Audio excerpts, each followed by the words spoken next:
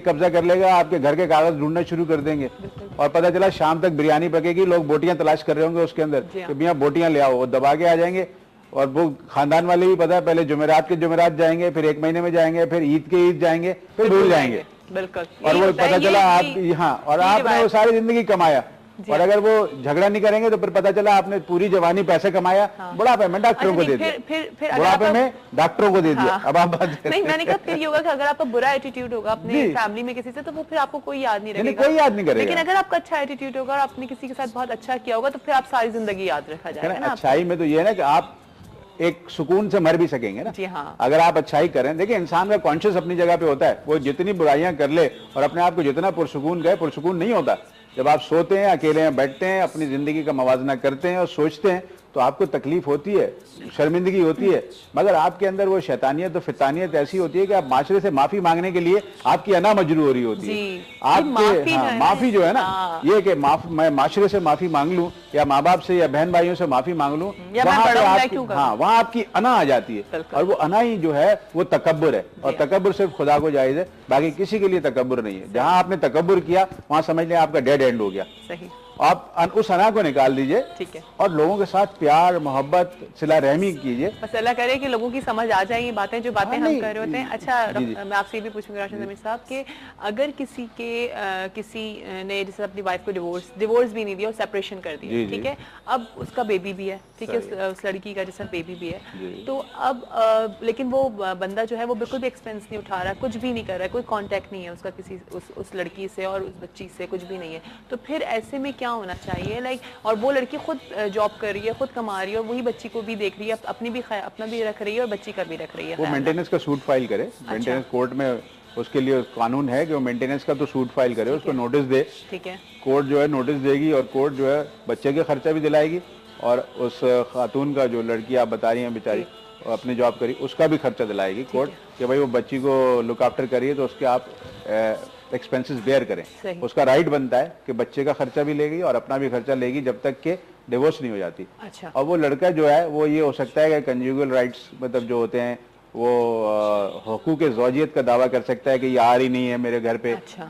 क्या डिस्प्यूट है, क्योंकि वो अलग रह रही है या सेपरेशन हुआ है, हाँ, तो किसी झगड़े की बुनियाद पर ही हुआ होगा। हाँ। या तो कुछ लोग बैठ जाएं, 2 इनकी तरफ से बैठ जाएं, 2 उनकी तरफ से बैठ जाएं और बीच की राह निकाल के उस मसले को हल कर लें। क्या करें जो लोग जब उनका बेबी हो गया तो वो लोग ये तक कह दिया उन्होंने कि जी ये बेबी हमारा नहीं है, तो अब ऐसे लोगों को आप क्या उनसे क्या एक्सपेक्ट कर सकते हैं कि आप 2 लोगों को बिठाएं और उनसे फिर बात करें? बेहतर ये है कि उस बच्ची को खुला ले लेना चाहिए, ठीक है, मतलब जहाँ पे करेक्टर असैसिनेशन हो और वो चीज उसको मान ही नहीं रहे। ऐसे लोगों के लिए कानून क्या कहता है?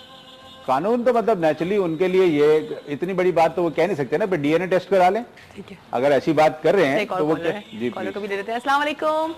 वालेकुम, कैसी हैं आप? याहिया बात कर रहा हूँ कराची से। जी याहिया साहब कैसे हैं आप? ठीक ठाक, बिल्कुल, सुबह बखैर। अच्छा, बहुत दिनों बाद आपने ज्वाइन किया हमें।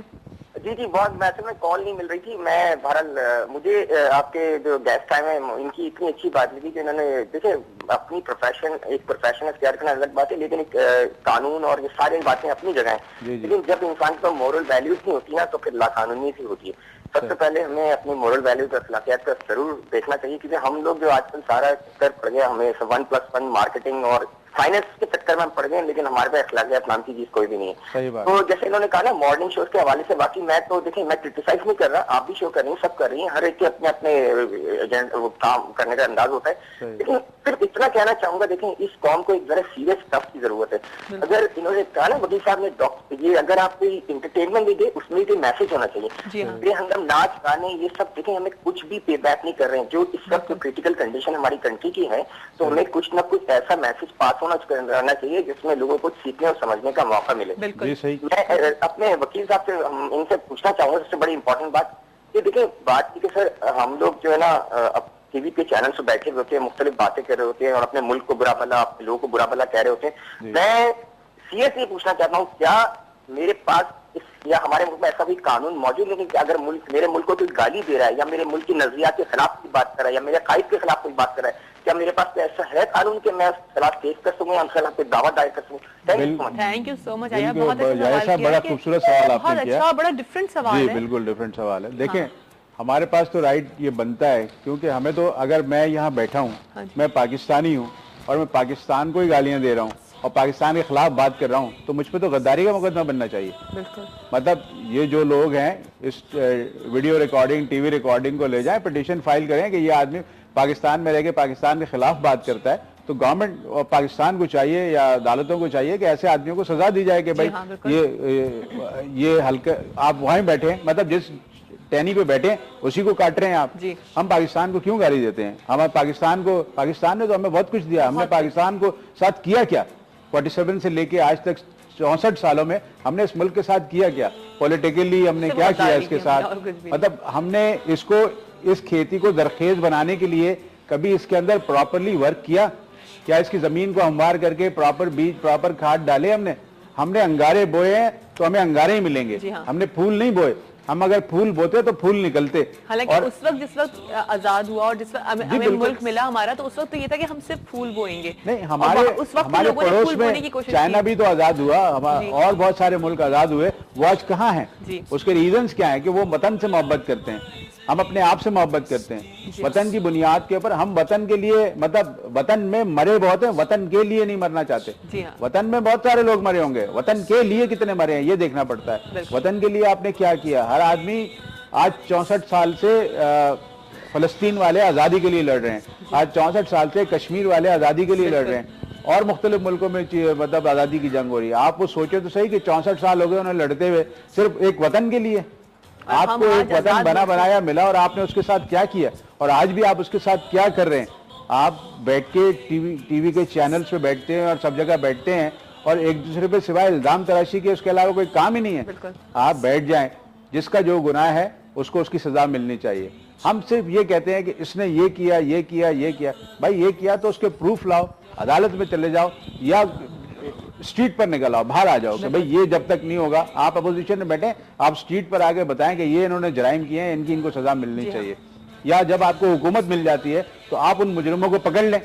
मगर ये म्यूजिकल चेयर का गेम करके उसके बाद पता चला जब आप हुकूमत में आते हैं तो वो सारी चीजें सही हो जाती हैं, जब हुकूमत से बाहर आते हैं तो वो सारी चीजें गलत हो जाती हैं। बैठ जाते हैं, फिर वो डिफरेंट बात हो रही होती है। आप वतन से मजाक कर रहे हैं, और जितना चीख के बोलेंगे वो आपका शो हिट जा रहा है। हाँ, मतलब चीखना, आप क्यों चीखते हैं भाई? बिला वजह लड़ते हैं। आप देखें क्या इमेज, क्या हमारा इमेज इंटरनेशनल जा रहा होगा कि हमारे यहाँ पॉलिटिकल लीडर टेलीविजन में बैठ के जिस हिसाब से लड़ रहे हैं, जिस हिसाब से एक दूसरे को बुरा कह रहे हैं, जिस हिसाब से मतलब एक दूसरे के कैरेक्टर असैसिनेशन कर रहे हैं, ऐसा लगता है कि ये कोई किसी शौहर की दो बीवियां हैं जो आपस में लड़ रही हैं और एक दूसरे को गालियां दे रही हैं और एक दूसरे। यार आप ये देखें कि आपका इमेज बहैसियत लीडर कौम पर क्या जा रहा है। आप लीडर हैं, आप मतलब अवामी नुमाइंदे हैं, आप लोगों को रिप्रेजेंट कर रहे हैं। आप 1 लाख वोट लेके 60,000 वोट लेकर आए हैं, आप असेंबली में बैठे हैं। उन 60,000 लोगों के दिलों पे क्या गुजर रही होगी कि जब आप वहां बैठ के कैरेक्टर असैसिनेशन कर रहे हैं या आपका कैरेक्टर असैसिनेशन हो रहा है। तो सूरत हाल ये है कि हमें ये देखना है कि आप सिर्फ इल्जाम तराशी को छोड़िए, आप ये देखिए कि इस वक्त हमें करना क्या है। कहीं से तो स्टार्ट लें। चले हमने गलती कर ली, 64 साल हमने गलती कर ली, उसको सुधार तो सकते हैं ना। किसी में भी अपनी टर्निंग पॉइंट आता है भाई, तौबा तो आप किसी वक्त, जब तक आप जिंदा है तौबा कर सकते हैं ना। अल्लाह ने कहा जब तक तुम्हारी सांस चल रही है, मां सिवाय जब तक नजा के आलम में हो उसको छोड़ दो। जिस वक्त तुम्हारी सांस बिल्कुल दुनिया से निकल रही हो उस वक्त तुम्हारी तौबा कबूल नहीं होगी। जब तक तुम सेहतमंद हो, ठीक ठाक हो, उस वक्त तक तुम तौबा करो, मैं माफ करने वाला हूँ। तो आज हम ये तौबा कर लें कि अपने मुल्क को बुरा नहीं कहेंगे। आज हम ये तौबा कर लें कि पाकिस्तान से हम मोहब्बत करेंगे, हम कभी इसके खिलाफ कोई बात नहीं करेंगे और इसके लिए अपनी जिंदगी की लगा देंगे, अपना तन मन धन सब लगा देंगे।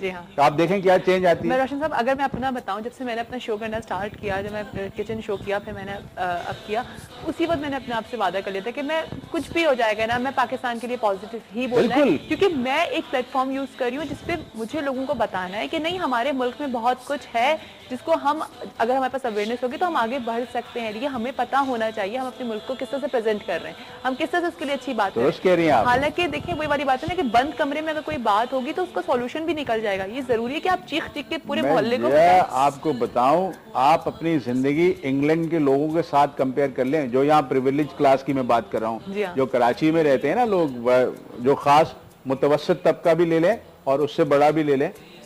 इंग्लैंड की जिंदगी की मैं आपको कंपैरिजन बता रहा हूँ। वहाँ एक बाथरूम के बाद 2 बाथरूम हो तो वो अय्याशी है। यहाँ अटैच बाथरूम के 4-4 कमरे हमारे पास होते हैं, हमारे पास ड्राइवर होता है, हमारे पास कुक होता है, हमारे पास मासियां होती हैं। यही हमारे बच्चे, यही हमारे लोग जब इंग्लैंड जाते हैं ना, तो मैंने बहुत बड़े बड़े लोगों को देखा है कि अपने घर पे बाहर चूना भी कर रहे होते हैं, घर की सफाइयां कर रहे होते हैं, अपनी गाड़ी खुद धो रहे होते हैं। यहाँ पे उनके 4-4 नौकर होते हैं या 4-4 गुलाम होते हैं जो ये काम कर रहे होते हैं। इंग्लैंड तो बहुत तरक्की याफ्ता मुल्क है ना, बड़ी अंग्रेजों की हिस्ट्री है, बड़ा सब कुछ है। आप तो इस मुल्क से जाते हो जो गरीब है, थर्ड वर्ल्ड के एक गरीब सा मुल्क है, आप इस गरीब मुल्क के अंदर 4 नौकरों के साथ रहे, you are living like a lord, you should be thankful to the god that you are in Pakistan. और आपको इस वक्त भी खाने को रोटी मिल रही है 3 टाइम। जाए आप इथियोपिया में देखें, जहाँ कैद पड़े हैं वहां जाएं, आप चले जाएं इंडिया के सबब्स देख लें जहाँ रोटी नहीं मिल रही है, आप बॉम्बे चले जाएं, आप जिसकी फिल्में देखते हैं आप देखेंगे तो आपको सिटी चर्च गेट से मलाड तक 1.5 घंटे का ट्रेन का रन है, रेलवे लाइन के साथ आबादी है, औरतें रेलवे ट्रैक पर बैठी हुई नहा रही हैं और वो बैठे हुए वहां पे पका रहे हैं, खा रहे हैं।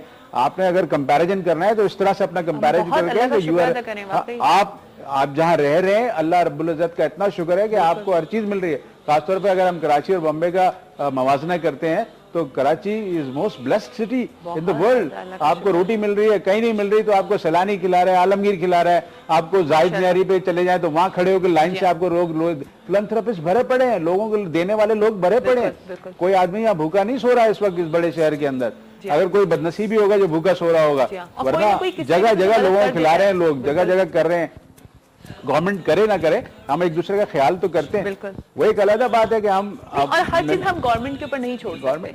बहुत सारी चीजें जो गवर्नमेंट को करनी चाहिए वो नहीं हो रही। स्टेट की जिम्मेदारी अपनी जगह है, लोगों की जिम्मेदारी अपनी जगह है। लेकिन जो चीजें हम कर सकते हैं, हम क्यों नहीं अपने मुल्क को ओन करना चाहिए, समझते कि नहीं हमने ये करना है, हम ये काम कर लेते हैं। हम ट्रैफिक के रूल ओबे नहीं करते तो हम और क्या करेंगे, आप मुझे बताइए। मतलब हम सड़क पर गाड़ी चला रहे हैं तो हम उस कानून को फॉलो नहीं कर रहे, पैथेटिक। मतलब हमें डूब के मर जाना चाहिए कि हम अपने मुल्क का कानून फॉलो नहीं कर रहे, हम ट्रैफिक का कानून नहीं फॉलो कर रहे। हम अपने आप को समझते क्या है? मतलब आप अगर थोड़ी सी अगर प्रिविलेज क्लास में थोड़े से बड़े हैं तो आप समझते हैं सब आपके नीचे कीड़े मकोड़े। ऐसा नहीं है, हर आदमी को इंसान की तरह ट्रीट करें, इक्वालिटी की बेसिस के ऊपर, बराबरी की बेसिस पे। बड़ी मसावात की बातें करते हैं हम पॉलिटिकली कि हमारे पास मसावात होनी चाहिए और यूं होना चाहिए और फला होना चाहिए। आप प्रिविलेज क्लास, आप जाते हैं, आपको डिस्क्रिमिनेशन है हर जगह पर। आप बड़े आदमी है तो आपके ऊपर लॉ नहीं लगता, ये क्या बात होगी? ये क्या बात हो गई कि आप बड़े आदमी तो आप डिस्क्रिमिनेट है, आपके ऊपर एक कानून वो लगेगा ही। एक अपनी एक टोर है भाई, खड़े हैं तो एक स्टाइल में खड़े में, ये बिल्कुल बिल्कुल गलत है। सही बात है। या हम सिग्नल तोड़ सकते हैं जी, हमें अलाउ है क्योंकि हमारे कॉन्टेक्ट आप अच्छा फिर आप क्लेम करते हैं कि आप मुसलमान हैं। 22 लाख मुरब्बा मील हजरत उमर के जमाने में उनकी खिलाफत थी और उनका रूलिंग थी और उनका हुक्म चलता था। वो मस्जिद नबवी में ईंट का सिराना लेके सो रहे होते थे। यरूशलेम की चाबियां लेने गए तो ऊंट पर गुलाम बैठा था और आप नकेल पकड़कर चल रहे थे। आप अगर आपको अगर फॉलो करना है तो उनको फॉलो करें। आज आप बड़े बड़े महलों में बैठे हैं, सिक्योरिटी के साथ चलते हैं, आप आते हैं तो 4 घंटे के लिए रोड बंद हो जाता है, एम्बुलेंस में बच्चे पैदा हो जाते हैं, रिक्शे में बच्चे पैदा हो जाते हैं, एम्बुलेंस में मरीज मर जाते हैं, बच्चे स्कूल से लेट हो जाते हैं। मतलब ये क्या है? What is this? ये सारे गुनाह आपके जिम्मे लग रहे हैं। अच्छा नहीं, देखिए ट्रैफिक की अगर प्रॉब्लम देखी जाए तो हम दुबई भी अगर जाते हैं तो वहाँ पे भी हमें रश बहुत मिलता है ट्रैफिक में, लेकिन रूल्स हैं, फॉलो कर रहे हैं पूरी दुनिया में। गाड़ी एक लाइन में चल रही है, ऐसे नहीं चल रही कि जी बस चल रही है तो एक इधर से किसी ने निकाल ली, एक इधर से किसी ने निकाल ली, एकदम से बाइक वाला आ गया। आप शॉपिंग सेंटर पे चले जाएं, जितनी गाड़ी में लोग शॉपिंग करने आते हैं ना, वो ट्रिपल पार्किंग में, डबल पार्किंग में गाड़ी लगा के वो चाहते हैं मैं दुकान के सामने उतरूं और दुकान में जाके शॉपिंग करूं, मेरी दूर गाड़ी भी नहीं लगाते।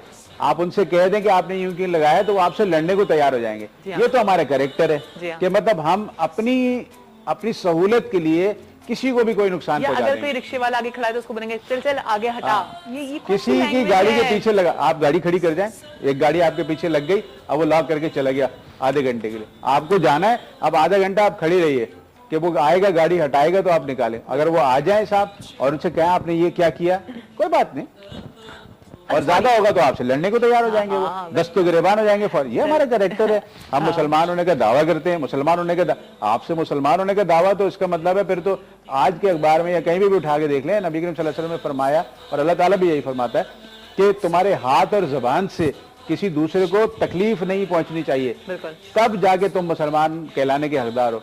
आप आज अपना मवाजना कर लें कि आपके हाथ और जुबान से सामने किस किस को तकलीफ हो रही है। जबान ना, आपकी जबान इतनी अच्छी होनी चाहिए। हमेशा मुझे एक मिसाल मेरी अम्मी देती हैं कि देखो हाथ तो आप किसी का रोक सकते हो लेकिन आप जबान नहीं रोक सकते, तो अपनी जबान से वो अल्फाज निकालो जो दूसरे को हर्ट ना करे। वेरी सिंपल ना, आप कहते हैं ना जबान से ही दोस्त बनाते हैं, जबान से ही दुश्मन बनाते हैं। हाँ जी। आपको